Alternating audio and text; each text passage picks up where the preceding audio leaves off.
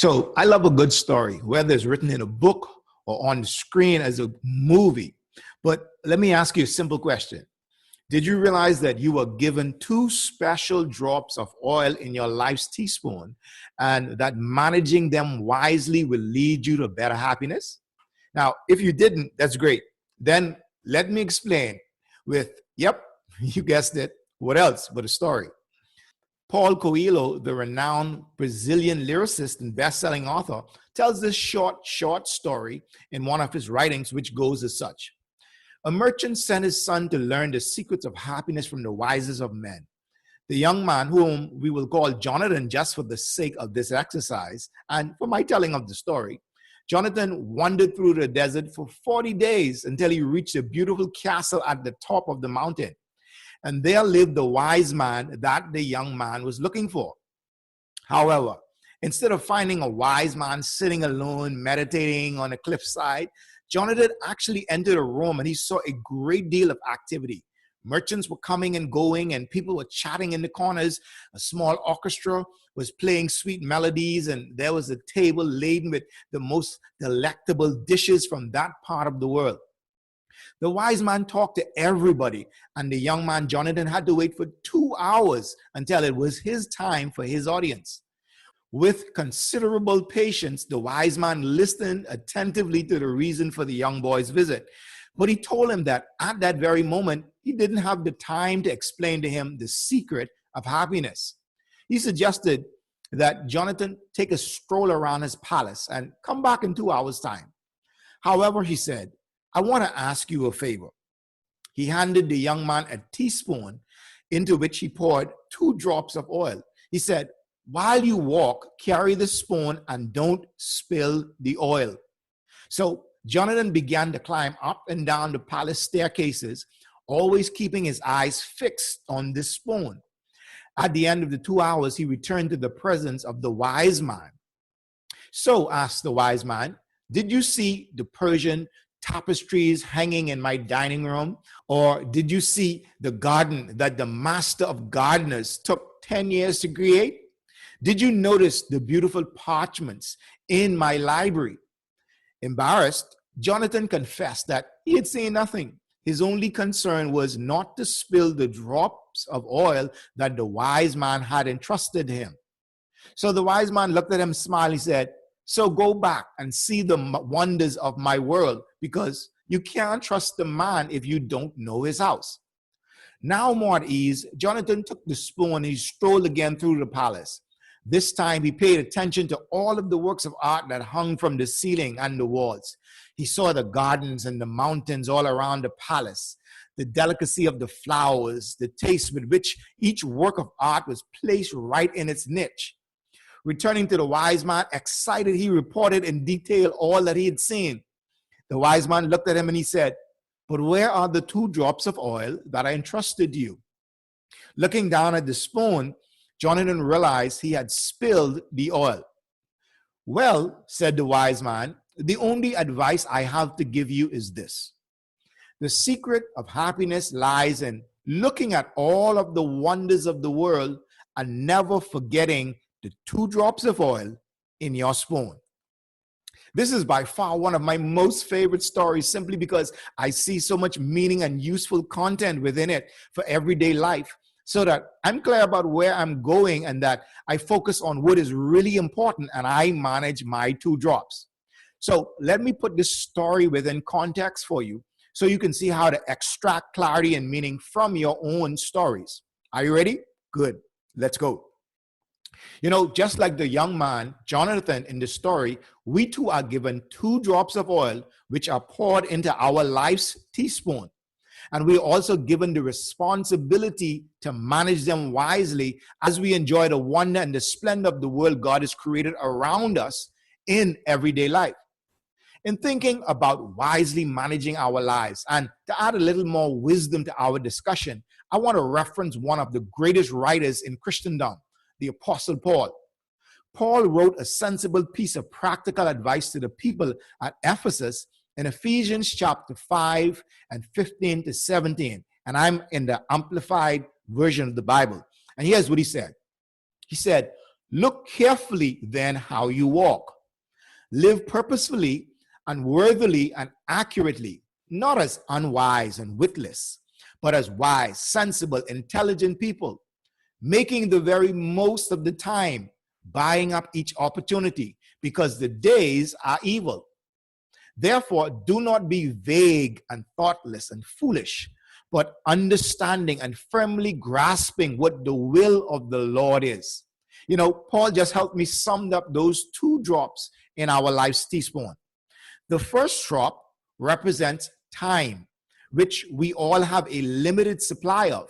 And the second drop represents opportunity, which may exist in abundance all around us, but we must always wisely choose which ones to explore, because time will never permit us to explore every available opportunity.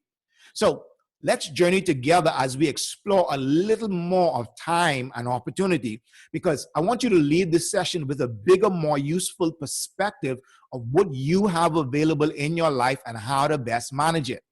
So the first drop of oil we are given in our teaspoon of life is called time.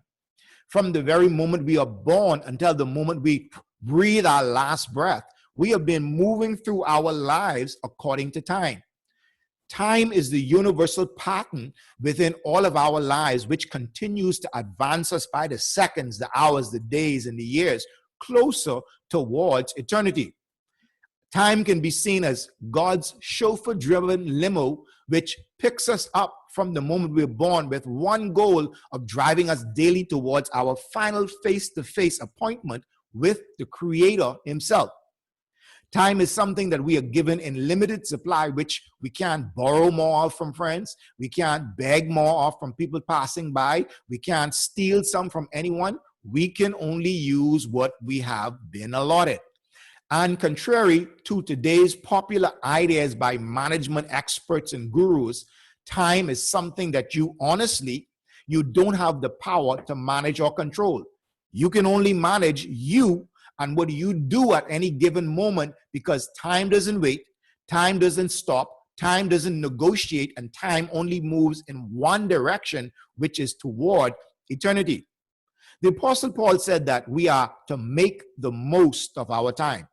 This means that every day we use our time to become more of who God has called us to be, one step at a time.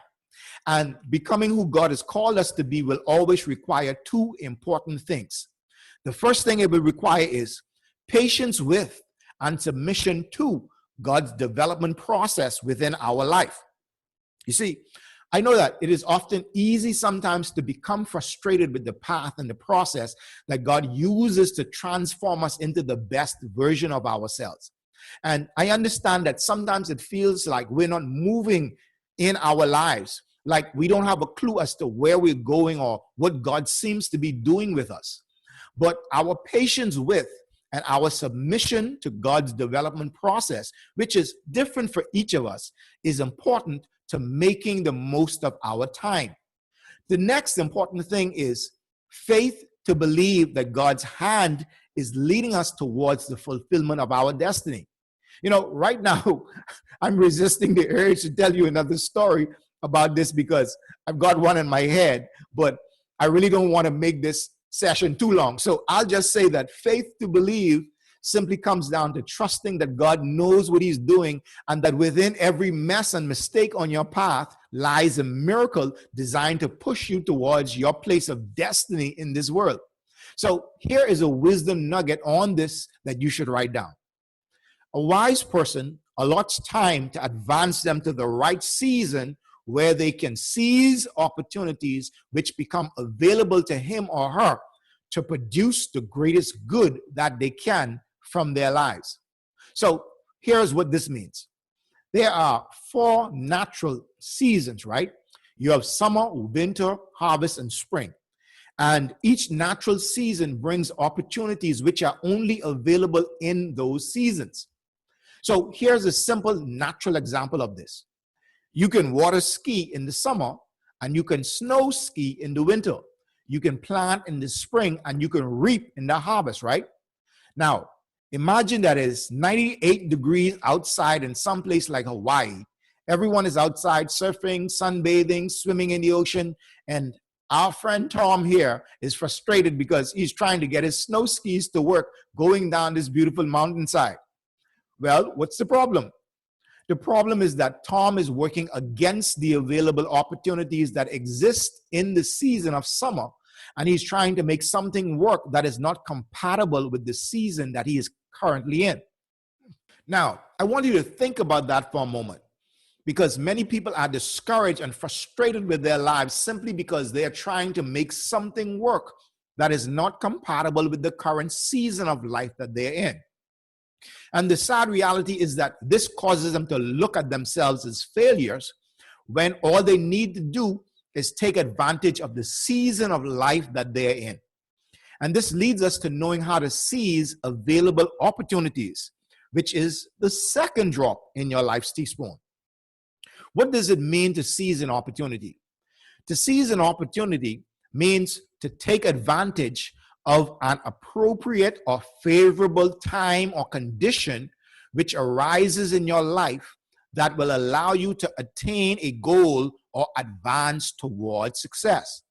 Now, this opportunity may not have existed before, and it may not exist again, and therefore you have to suddenly or forcefully grasp hold of it or use those favorable conditions to your advantage.